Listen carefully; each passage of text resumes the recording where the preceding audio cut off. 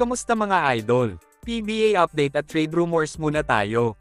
May balak kayang ibalik muli ng PBA board ang lottery pick para sa susunod na rookie draft. Dahil nga sa sunod-sunod na pagkatalo ng Converge sa All-Filipino Cup, inaasahan ng madaming PBA fans na sila na ang posibleng makakuha ng top overall pick sa paparating na PBA rookie draft na gaganapin sa Setyembre.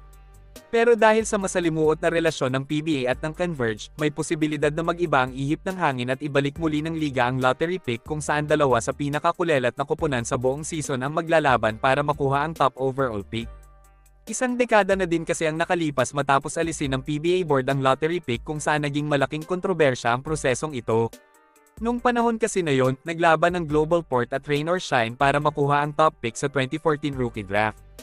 Tinawag ni Coach Yeng Giao si Chito Salud na nooy PBA Commissioner na isang salamangkero dahil sa walang credibility at transparency ang nangyaring pagpili ng bola ni Salud. Mas okay pa daw na mag-jack and poy na lang kesa magbunutan ng bola sa kahon mga idol. Nakuha ng Northport noon si Stanley Pringle bilang top pick. Nung panahon na yon hindi pa farm team ng SMC ang Northport kaya hindi kaagad na trade si Pringle sa Ginebra.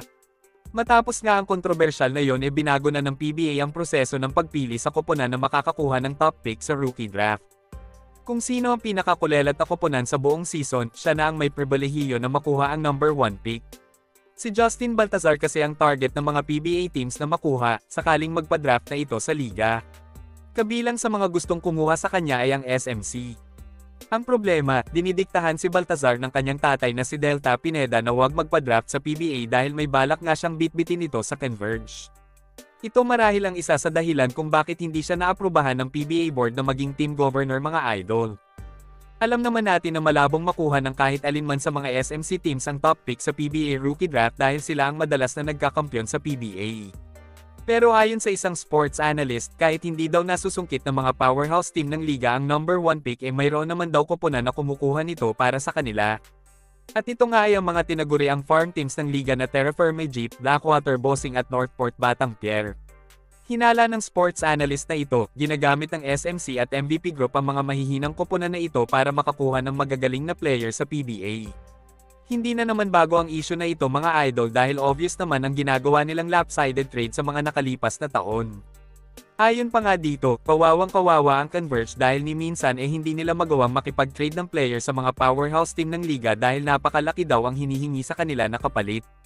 Kaya nga napabalita ang trade kung saan hinihingi ng Ginebra si Justin Arana sa Converge pero hindi ito natuloy dahil hindi gusto ng Converge ang binibigay ng Ginebra na manlalaro.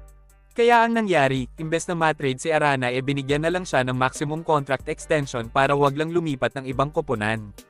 Hanggang dito na lang muna mga idol. Maraming salamat sa panonood. Kita-kits ulit tayo sa videos na aking ipapalabas patungkol sa basketball. Kung bago ka pa lang sa channel ko, please consider to subscribe at huwag kalimutan pindutin ang like at notification bell button para updated ka sa videos na aking ipapalabas. Salamat mga idol.